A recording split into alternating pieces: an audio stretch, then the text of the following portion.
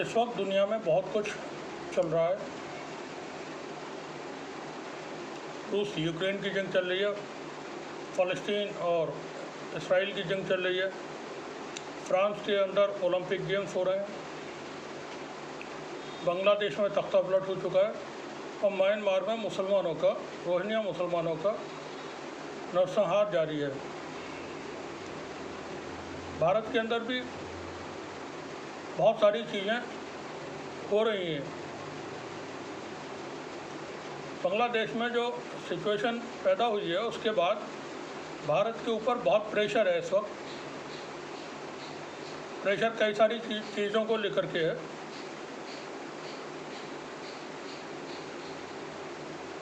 शेख हसीना वाजिद को, जो अपदस्थ प्रधानमंत्री हैं बांग्लादेश की, जो वहाँ से फरार होकर के भारत आ गई हैं, उनको शरण देने का मामला है।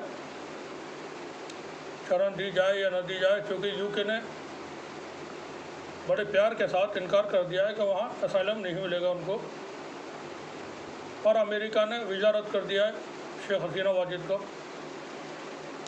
भारत शेख हसीना की फैमिली का एक गहरा और अच्छा दोस्त है। प्रधानमंत्री मोदी ने बांग्लादेश का जब बनाने का कार्यक्रम चल रहा था, जंग हुई थी, उसमें बांग्लादेश के लिए वो लड़ाई में शामिल हुए थे और उनको जेल जाना पड़ा था। ऐसा खुद प्रधानमंत्री मोदी ने अपने भाषण में कहा है। तो एक तरह से तो बांग्लादेश में आरक्षण हासिल करने के भी उम्मीदवार एप्लीकेंट हैं वो। वहीं एक जंग और चल रही है फ़लस्तीन और इसराइल की। फ़लस्तीन और इसराइल की जंग अब मिडिल ईस्ट में फैल सकती है। इसको लेकर के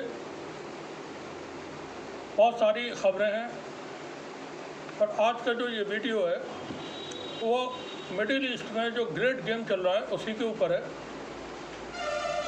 क्या होगा वहाँ पर, जंग होगी नहीं होगी या क्या होगा।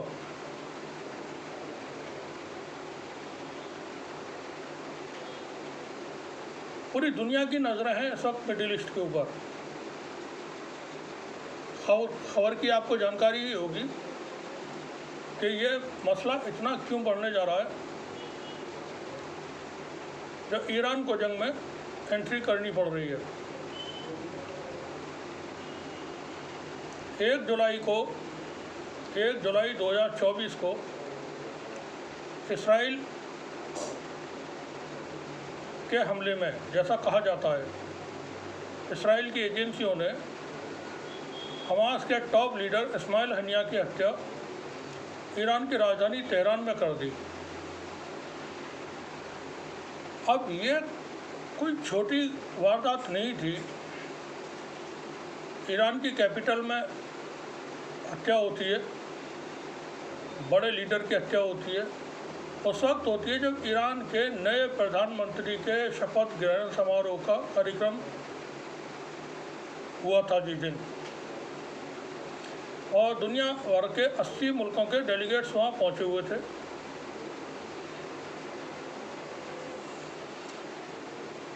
इस्माइल हनिया के कत्ल को लेकर के कई सारी रिपोर्ट्स हैं। एक रिपोर्ट के मुताबिक उनकी हत्या जिस जगह पर हुई वहाँ 2 महीने पहले एक 7 kg वेट के बॉम्ब को, गाइडेड बॉम्ब था, वहाँ प्लांट किया गया था। जिस बिल्डिंग में बॉम्ब प्लांट किया गया था वो IRGC, इस्लामिक रेवोल्यूशनरी गार्ड या पासदारान ईरान जिनको कहा जाता है, उनकी निगरानी में, उनकी कस्टडी में है। पूरी उसकी सुरक्षा की जिम्मेदारी इसी की है। पासदारान ईरान की बहुत काबिल फौज मानी जाती है, और उसी के जिम्मे आता है राष्ट्रपति, सर्वोच्च नेता और दूसरे लीडर्स और वैज्ञानिक वगैरह की सुरक्षा का काम। अब अगर ये मान लिया जाए कि जैसा खबरें हैं कि 2 महीने पहले वहाँ पर बम प्लांट किया गया था और इस्माइल हनिया जब ठहरे तब उसको एक टाइमर के ज़रिए ब्लास्ट किया गया। तो पासदारा ने ईरान की सिक्योरिटी में बहुत बड़े लैप्स हैं और इस घटना के बाद ये साबित हो जाता है फिर कि ईरान का कोई भी लीडर सुरक्षित नहीं है और ईरान की अपनी सिक्योरिटी फोर्सेस के अंदर ऐसे एलिमेंट्स मौजूद हैं जिनको ख़रीदा जा सकता है, जिनसे जासूसी कराई जा सकती है, जिनसे धमाके कराए जा सकती हैं या कोई हमला कराया जा सकता है। यह ईरान के लिए एक बहुत बड़ी चुनौती की बात है। हालांकि ईरान ने इस खबर को रद्द कर दिया कि इस तरह से कोई घटना वहाँ हुई है कि बम पहले से प्लांट किया गया। ईरान का अपना मौक़िफ़ है कि किसी ड्रोन से हमला किया गया था जहां इस्माइल हनिया ठहरे हुए थे। अब जो ड्रोन भी अगर फ्लाई करके आया तो वो इलाका पूरा का पूरा IRGC के कंट्रोल का इलाका है। ईरान की सिक्योरिटी फोर्सेस इंटेलिजेंस उसका पता क्यों नहीं लगा पाए, इतना लैप्स कैसे हुआ। तो इस घटना के बाद ये भी कह सकते हैं कि ईरान के अंदर कहीं भी किसी को भी आप टारगेट कर सकते हैं। अब ये ईरान के लिए एक बहुत अनकंफर्टेबल सिचुएशन है, जो चीज़ें इससे निकल के आ रही हैं। दूसरी बात यह कि ईरान के इस्माइल हनिया की जो हत्या तेहरान में की गई है, तो इस्माइल हनिया की हत्या कहीं भी की जा सकती थी, तेहरान ही में क्यों की गई। उनको जॉर्डन में, मिस्र में, टर्की में, कतर में, या वो मॉस्को गए थे रूस, और उसके बाद चाइना गए थे पिछले महीने, वहाँ कहीं कत्ल किया जा सकता था। ईरान के अंदर, ईरान की राजधानी के अंदर इस्माइल हनिया की हत्या क्यों की गई। इस हत्या के पीछे वजह यह है कि ईरान के टेम्परामेंट को जांचना था अमेरिका और इसराइल को। मैक्सिमम कितना रिटेलिएट करेगा ईरान। डायरेक्ट जो इंटरेस्ट है वो इस्माइल हनिया या हमास या फ़लस्तीन के साथ वो ईरान के हैं। ईरान ही लड़ाई लड़ रहा है फ़लस्तीन की, बाकी मुस्लिम देश जो हैं वो खामोश हैं, हाँ में ला देते हैं, लेकिन वो जंग में शामिल नहीं हैं। जबकि ईरान पूरी तरह से उस जंग में शामिल है और अपने जितने रिसोर्स हैं उनका इस्तेमाल इसराइल के ख़िलाफ़ करता है, प्रॉक्सीज के ज़रिए करता है वो। तो इस्माइल हनिया को जो कत्ल किया गया तेहरान के अंदर, वो इसराइल और अमेरिका ने यह जांचने के लिए कि इसमें कितना प्रभावी या किस लेवल का जवाबी कार्रवाई ईरान करेगा या कर सकता है। अब अगर वो इसराइल के ऊपर हमला करता है तो उसमें कौन कौन से वेपन्स इस्तेमाल करेगा, यह सब कुछ पहले से कैलकुलेट करने के बाद पूरा का पूरा प्रोजेक्ट या टारगेट अचीव किया गया था इस्माइल हनिया के शक्ल में। मोटिव के ऊपर हम बात कर रहे हैं, मोटिव क्या रहे। अब अमेरिका और ताकतवर है ईरान के मुकाबले। ईरान और इसराइल में दोनों में ज़्यादा ताकतवर कौन है, इसको लेकर के ज़रूर बात हो सकती है, लेकिन अमेरिका तो बहुत ताकतवर है ईरान से। अब अगर ईरान हमला करता है इसराइल के ऊपर तो कौन कौन से मिसाइल्स, कौन कौन से रॉकेट्स या तोप के गोले या ड्रोन वगैरह का इस्तेमाल करेगा। ये सब चीज़ें आंकने के लिए इस्माइल हनिया की हत्या तेहरान के अंदर की गई। अब सवाल ये है कि ईरान इस पर कार्रवाई करेगा, नहीं करेगा, कब करेगा, तो हम इस पर थोड़ी सी बात करेंगे। अब ईरान के लिए ज़रूरी हो चुका है और मजबूरी हो चुका है कि वो इसराइल के ऊपर इसराइल के ख़िलाफ़ कोई कार्रवाई करे।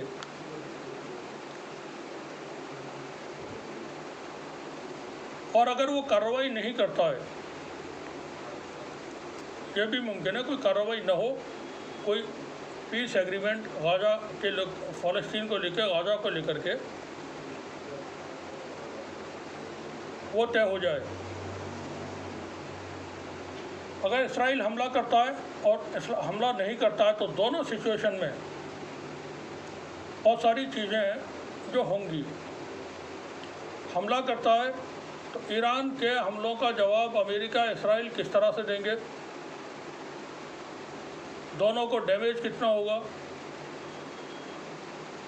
क्या ईरान अपने आप को बचा सकेगा, ये तमाम चीज़ें देखने की होंगी। ईरान के नुकसान कितने होंगे, क्योंकि हम ये बता दें आपको कि ईरान के मुकाबले इसराइल 80 गुना छोटा मुल्क है। 80 गुना छोटा मुल्क है ईरान के मुकाबले इसराइल। ईरान की जो पॉपुलेशन है वो तकरीबन 4 करोड़ या उससे थोड़ा ऊपर है, वहीं इसराइल की पॉपुलेशन 1 करोड़ के आसपास या थोड़ा सा ऊपर है। पॉपुलेशन भी बहुत। वहीं ईरान के ऊपर 15,000 से ज़्यादा इंटरनेशनल सैंक्शंस लगे हुए हैं।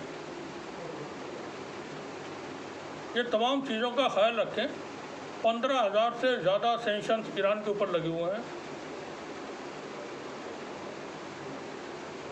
इस सूरत में ईरान अगर हमला करता है तो ईरान को तमाम चीज़ें आगे पीछे वो सब जांचेंगे, देखेंगे इम्प्लीकेशंस क्या होंगे आफ्टर अटैक।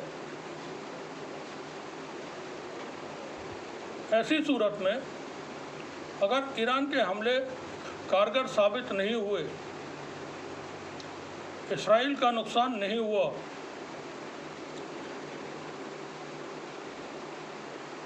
तब ईरान की जो गिरफ्त है वो ढीली पड़ जाएगी, कमज़ोर पड़ जाएगी।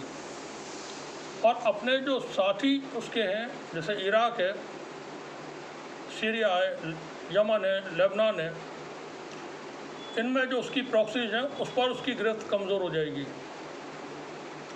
ईरान के अंदर बगावत हो सकती है।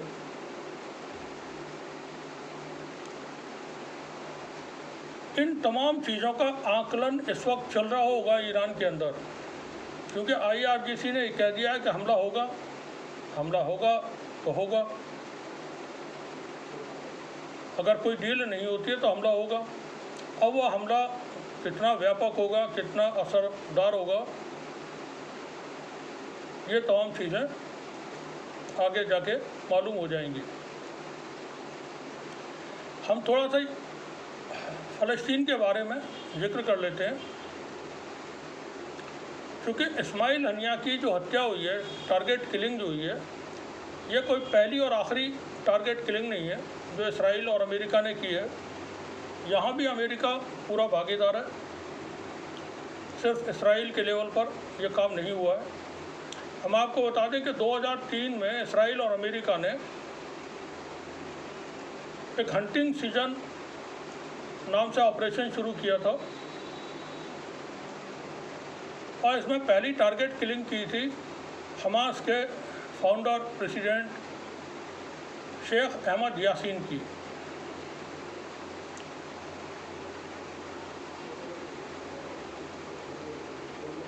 मार्च 2003 को अमेरिकी अपाचे हेलीकॉप्टर के ज़रिए एक मिसाइल दागी गई। उस मिसाइल से शेख अहमद यासीन को टारगेट किया गया।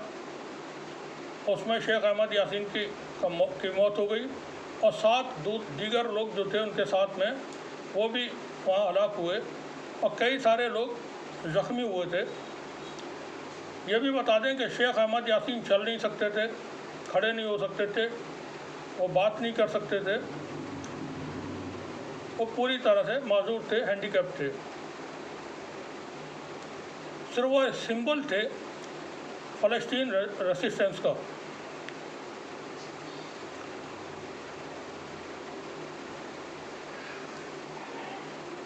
शेख अहमद यासीन की हत्या करने के बाद इसराइल ने हमास के अगले जो प्रेसिडेंट बने थे डॉक्टर अब्दुल अजीज़, इनको भी सिर्फ 26 दिन के बाद टारगेट किलिंग के ज़रिए उनकी हत्या कर दी गई।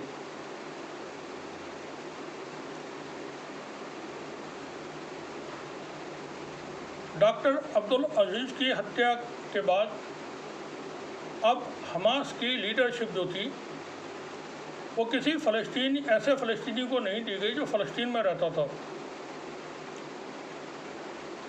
यहाँ टैक्टिस चेंज की हमास ने, और अब जो लीडरशिप दी गई वो खालिद मशाल को दी गई। खालिद मशाल उस वक्त सीरिया में रहते थे, तो ये सोच करके कि बाहर जो शख्स होगा वह बेहतर तरीके से अपनी हिफाजत कर सकता है और हमारी जो बातें हैं वो दूसरे मुल्कों से उस पर बात कर सकता है।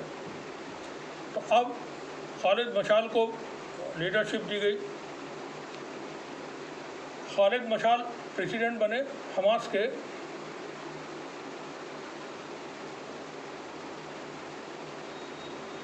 और उसके बाद में खालिद मशाल उस वक्त सीरिया में रहते थे।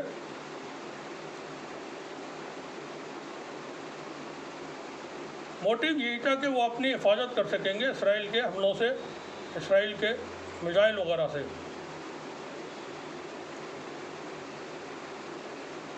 खालिद मशाल के बाद फिर ये लीडरशिप इस्माइल हनिया को दी गई थी, जिनकी 1 जुलाई 2024 को टारगेट किलिंग में तेहरान के अंदर हत्या कर दी गई। अमेरिका और इसराइल ने जो ऑपरेशन शुरू किया था हंटिंग सीजन, वो 2003 से 2005 तक चला था, लेकिन वो उसके बाद भी जारी रहा। 2003 से 2005 तक हज़ारों फ़लस्तीनी और हिज़्बुल्लाह के कमांडर्स की लोगों की हत्याएं इस टारगेट किलिंग में की गई। यह ऑपरेशन आज तक जारी है। 2008 में इसराइल और अमेरिका ने हिज़्बुल्लाह के सबसे नामवर कमांडर इमाद मुगनिया की हत्या की। ये हिज़्बुल्लाह के जो चीफ हैं हसन नसरुल्लाह, उसके बाद सबसे अहम, सबसे ताकतवर, सबसे असरदार शख्स थे इमाद मुगनिया। इनको इसराइल ने और अमेरिका ने मिलकर के इनकी हत्या कर दी थी।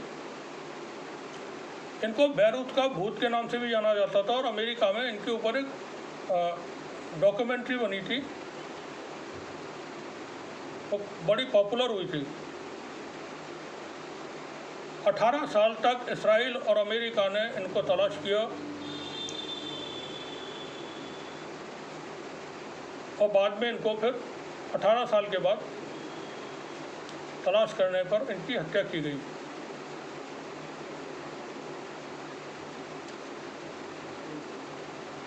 पिछले सालों में, कई सालों में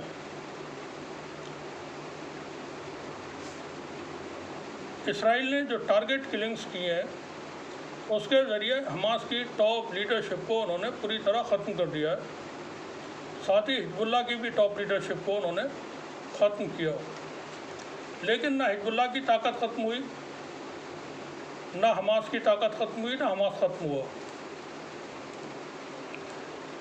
इस्माइल हनिया की हत्या के बाद इस वक्त जो कमान है हमास ने वो याहिया सिनवर को दे दिए। ये टॉप कमांडर हैं हमास के, जो गाज़ा के अंदर हैं, गाज़ा में टनल्स में रहते हैं। और पिछले 10 महीने से जो जंग चल रही है इसराइल और फ़लस्तीन की, उसमें जो ऑपरेशंस हो रहे हैं हमास की तरफ से या फ़लस्तीनी रेसिस्टेंस ग्रुप्स की तरफ से, वो सब याहिया सिनवर के देख रेख में या उनकी कमांड में हो रहे हैं।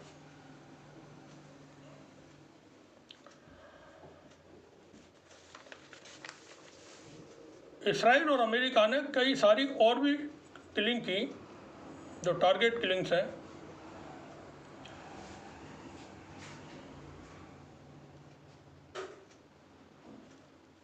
दो 2004 में, अभी इसी साल 2 जून 2024 को, हमास के टॉप लीडर हैं ये भी, साले अल अरूरी, उनको लेबनान में कत्ल किया। मरवान ईसा को 10 मार्च को कत्ल किया।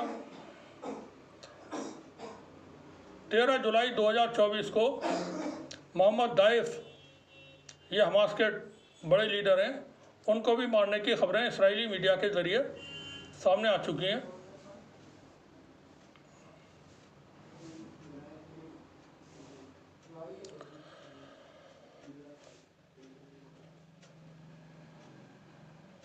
- 2008 में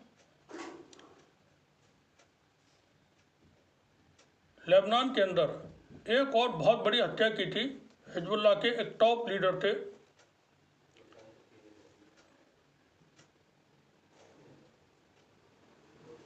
उनको भी अमेरिका और इसराइल ने, वो बहुत ताकतवर थे, उनको 30 जुलाई 2008 को उनकी टारगेट किलिंग हुई थी। फवाद उनका नाम था।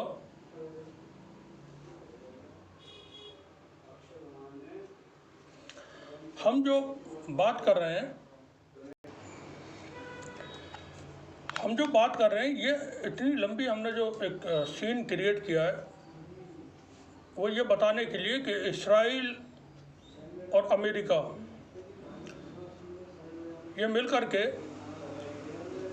फ़लस्तीन और फ़लस्तीन के मददगारों की टारगेट किलिंग करते रहें, इस उम्मीद के साथ कि इनको हम कुचल देंगे, इनका सफाया कर देंगे और इनको शिकस्त दे देंगे। मगर वो ऐसा अभी तक नहीं हो सका है।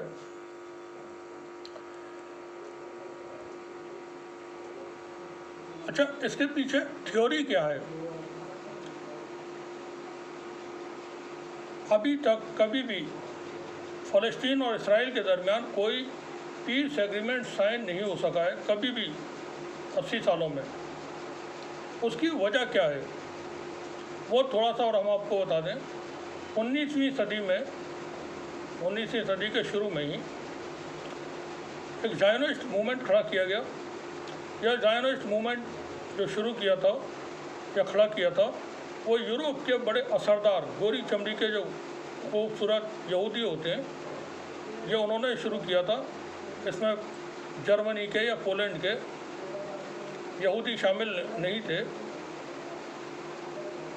बल्कि ब्रिटेन, फ्रांस वगैरह ऐसे मुल्कों के जो खूब असरदार लोग थे, ताकतवर लोग थे, जो ब्रिटेन की आर्मी को खड़ा कर चुके थे, ब्रिटेन के अंदर बहुत पैसा कमा चुके थे, उन लोगों ने एक मूवमेंट शुरू किया, ज़ायोनिस्ट मूवमेंट।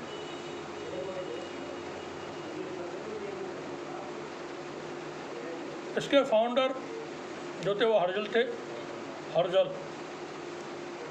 1904 में इनकी मौत के बाद इनकी जगह पर जो अगले नए प्रेसिडेंट अपॉइंट किए गए, वो यूक्रेन के रहने वाले एक रशियन यहूदी थे। इसने जो थ्योरी पेश की थी, जो सेकंड प्रेसिडेंट है ज़ायोनिस्ट मूवमेंट का, वो उसमें सारा निचोड़ है, सारा समरी उसमें मौजूद है। आज तक कोई पीस एग्रीमेंट साइन क्यों नहीं हुआ है दोनों मुल्कों के दरमियान? तो सेकंड प्रेसिडेंट अपॉइंट होता है ज़ायोनिस्ट मूवमेंट का,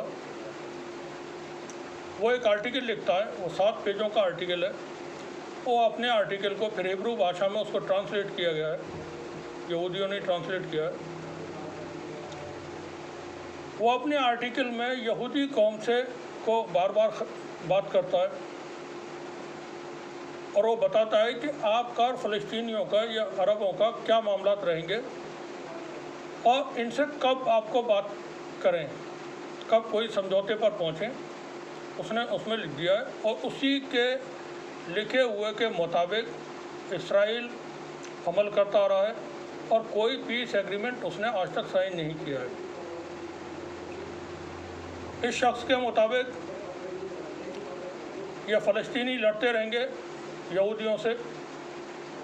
कोई भी शख्स अपनी ज़मीन को छोड़ना नहीं चाहता है, अपने मुल्क से बेदखल नहीं होना चाहता है, वो ग़ुलाम होकर के जीना नहीं चाहता है। लेकिन हम इनके सामने फौलादी दीवार, आयरन वॉल खड़ी कर देंगे जिसको ये पार न कर सकें,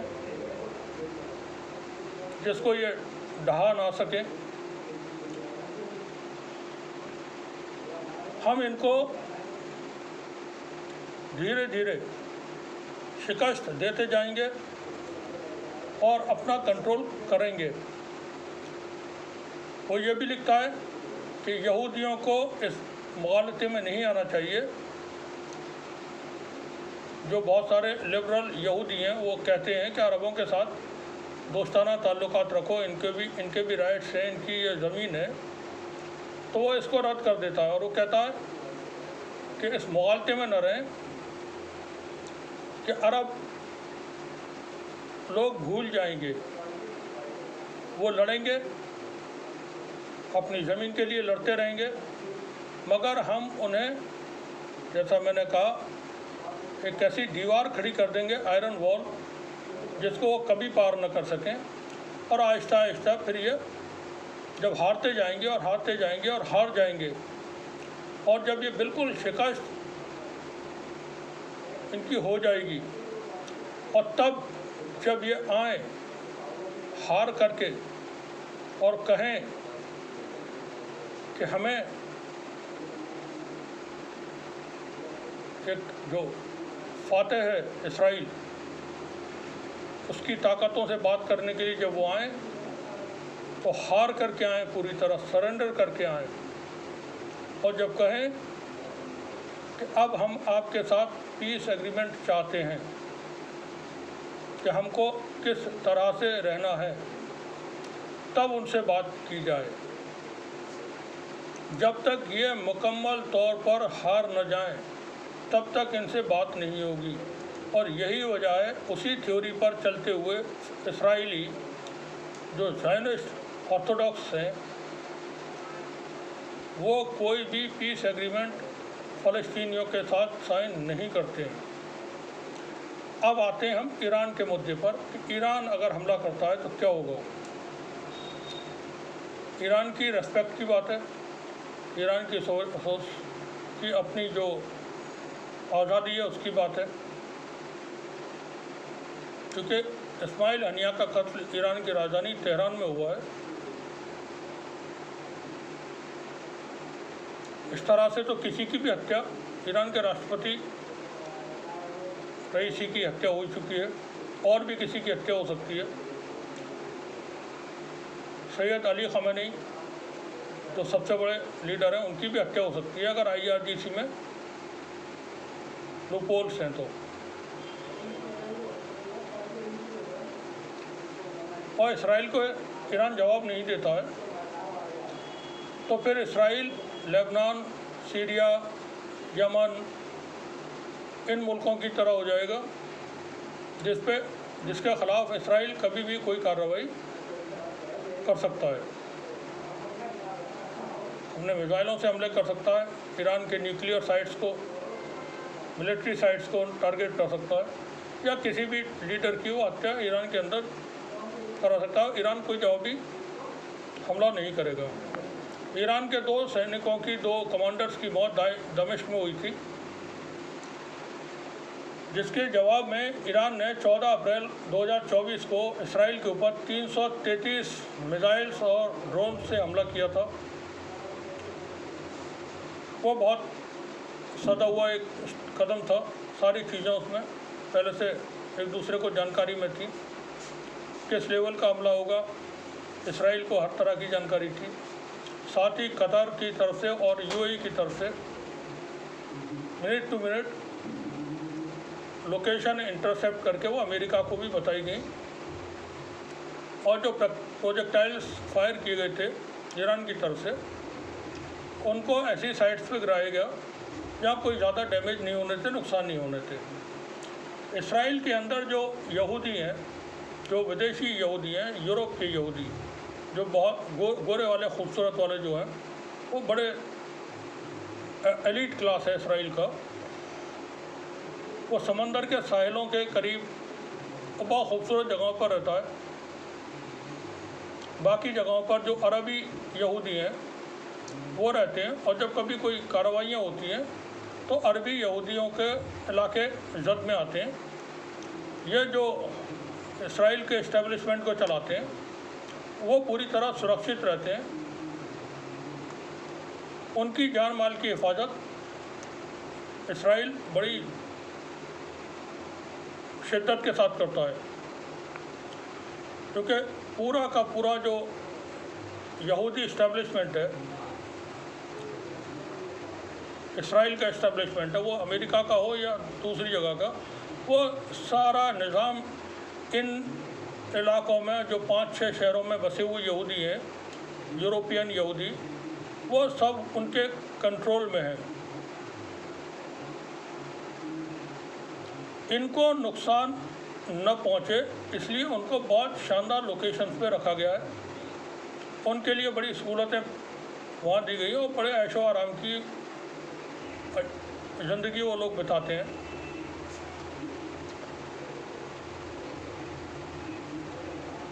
इसराइल को यह ख़तरा बना रहेगा कि ईरान इनको टारगेट कर सकता है, इनकी लोकेशंस को जो एलीट यहूदी हैं उनको भी टारगेट कर सकता है। ईरान के हमले से बचाने के लिए अमेरिका ने अपनी पूरी ताकत झोंक दी है। ब्रिटेन की सेना भी इस वक्त एक्टिव है। वहीं ईरान के साथ रशिया खड़ा हो चुका है। जाहिर सी बात है, रूस जब खड़ा हुआ है तो चाइना भी खड़ा हुआ है।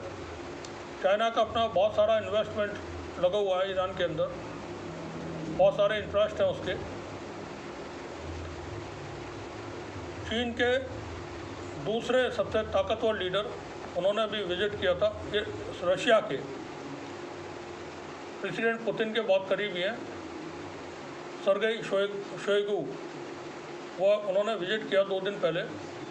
वो IRGC के कमांडर से भी मिले और दूसरे लीडर से भी उन्होंने मुलाकात की और ईरान को पूरा सपोर्ट का उन्होंने समर्थन का भरोसा दिया है। अब यहाँ पर अगर जंग होती है, ईरान इसराइल पर हमला करता है, अमेरिका जवाब में ईरान के ऊपर हमला करता है, तो इस जंग में रूस को भी आना पड़ेगा और फिर यह जंग रूस और अमेरिका की जंग में तब्दील हो जाएगी। क्या दुनिया इस जंग को इतने बड़े लेवल पर ले जाने के लिए तैयार है? हमें लगता है नहीं है तैयार। इंटरनली बहुत सारे सेटलमेंट्स पर बात चल रही होगी। पहली तारीख से आज तक 8 दिन बीत चुके हैं। ईरान की तरफ से सख्त जवाब आ रहे हैं, बयानात आ रहे हैं, कार्रवाई नहीं हुई है अभी। तो उसमें स्टेप बाय स्टेप कुछ डेवलपमेंट्स लगता है हो रहे हैं। आज ईरान के राष्ट्रपति का बयान आया है। उन्होंने कहा है कि अगर हम ईरान पर हमला नहीं करेगा, इसराइल पर, अगर अमेरिका गाज़ा में शांति स्थापित करवा देता है, तो ये बड़ा पॉजिटिव बयान है ईरान के राष्ट्रपति का। ईरान इसराइल पर हमला नहीं करेगा अगर अमेरिका गाज़ा में जो जंग चल रही है उसमें पीस एग्रीमेंट साइन करवा देता है। हमने अपने शुरू के वीडियोज़ में ये बात कही थी, बहुत मुमकिन है ये जंग थमे। ईरान और अमेरिका के दरमियान जो बातचीत होती है उसके कई सारे चैनल्स हैं, उसका हम डिस्कस कर चुके हैं पहले भी। और स्विट्ज़रलैंड के राष्ट्र जरिए होती है। जब भी ईरान और अमेरिका को बात करना होती है तो स्विट्ज़रलैंड को संदेश भेज दिया था, वो अमेरिका पहुंच जाता है, अमेरिका स्विट्ज़रलैंड को देता है, वो ईरान आ जाता है। इसी तरह से इराक के ज़रिए बातचीत होती है और ओमान के ज़रिए भी। तो बहुत मुमकिन है बैकडोर चैनल से सेटलमेंट्स कुछ हो रहे हों और मामला जंग तक न पहुँचे, क्योंकि ईरान अगर हमले करता है तो अमेरिका ने जिस तरह से मिडिल ईस्ट में अपने नेवल शिप पहुंचाए हुए हैं, फाइटर जेट्स पहुंचाए हुए हैं, तो अमेरिका और जिस तरह से बयान आ चुके हैं लॉयड ऑस्टिन वगैरह के, उन्होंने कहा है कि हम इसराइल की रक्षा करेंगे, इसराइल के साथ खड़े हुए हैं, तो फिर अमेरिका जवाबी कार्रवाई करेगा। एक प्रॉब्लम और है कि ईरान का सीधा सरहद उससे इसराइल से नहीं मिलती है। ईरान अगर हमला करता है अपनी ज़मीन से तो दूरी इसराइल और ईरान के दरमियान तकरीबन 1800 किलोमीटर की है और ज़मीनी ऑपरेशन नहीं हो सकते हैं। उसमें या तो फिर मिसाइल अटैक होंगे या फिर नेवल अटैक। मिसाइल अटैक करते हैं अगर अपनी लैंड से ईरान, तब फिर वो जो मिसाइल है, जो प्रोजेक्टाइल है, वो दो देशों की एयर स्पेस से होकर के इसराइल पहुंचेगा। नंबर 1 इराक और नंबर 2 जॉर्डन। जॉर्डन ने शुरू में कहा था कि वो किसी भी प्रोजेक्टाइल को अपनी एयर स्पेस से नहीं गुजरने देगा जो इसराइल की तरफ जाएगा। बाद में फिर जॉर्डन के फॉरेन मिनिस्टर ने 2 दिन बाद ही ईरान के विजिट की और फिर कुछ मामला तय हुए होंगे। ईरान के विदेश मंत्री सऊदी अरब भी पहुंचे हुए हैं, वहाँ से ही बातचीत हो रही होगी। बहुत तैयारी के साथ अगर कुछ होगा, बहुत तैयारी के साथ होगा और जंग होती है तो ये बड़ी जंग होगी। फिर मुमकिन यही है और उम्मीद ये है कि शायद ये जंग ना हो, लेकिन अगर होती है तो बहुत भयानक होगी, क्योंकि ईरान का हमने बताया बॉर्डर नहीं मिलते हैं, बहुत दूरी है दोनों मुल्कों के दरमियान। तो ईरान फिर सीरिया के ज़रिए हमले करेगा, अपनी प्रॉक्सीज के ज़रिए मार्फत। यमन के रास्ते से, यमन के हूतीस वो रेड सी में इसराइल और दूसरे मुल्कों के टारगेट्स करते रहे शिप वगैरह को। लेबनान से होंगे हमले। लेकिन और भी बहुत सारी चीज़ें, अब जैसे लेबनान है बड़ा गरीब मुल्क है, खस्ता हाल है वहाँ की इकोनॉमी। ईरान की इकोनॉमी भी बहुत मजबूत नहीं है, बड़ी गुर्बत है वहाँ पर। तो ये तमाम फैक्टर्स चेक किए जाएंगे, उसके बाद कोई हमला होगा। इतना ज़रूर है कि ईरान के पास ताकत बहुत है, वो कमज़ोर नहीं है। उसकी एयर ताकत इतनी नहीं है जितना अमेरिका या इसराइल की है, लेकिन उसकी इन्फेंट्री बहुत मजबूत है, उसकी नेवी बहुत मजबूत है। ईरान ने एक वैरायटी तैयार की है ड्रोन्स की, और उसका प्रदर्शन वो यूक्रेन में कर चुका है, शाहिद ड्रोन का।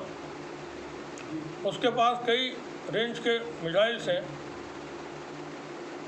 लंबी दूरी तक मार करने वाले मिसाइल्स हैं, ऐसे हैं जो अमेरिका या इसराइल का कोई भी डिफेंस सिस्टम उसको इंटरसेप्ट नहीं कर सकता है।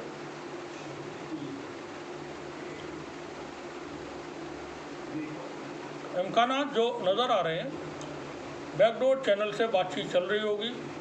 चाइना इसमें पूरा इन्वॉल्व है, रूस इन्वॉल्व है। उम्मीद करते हैं शायद ये जंग नहीं होगी। शुक्रिया आप सभी का।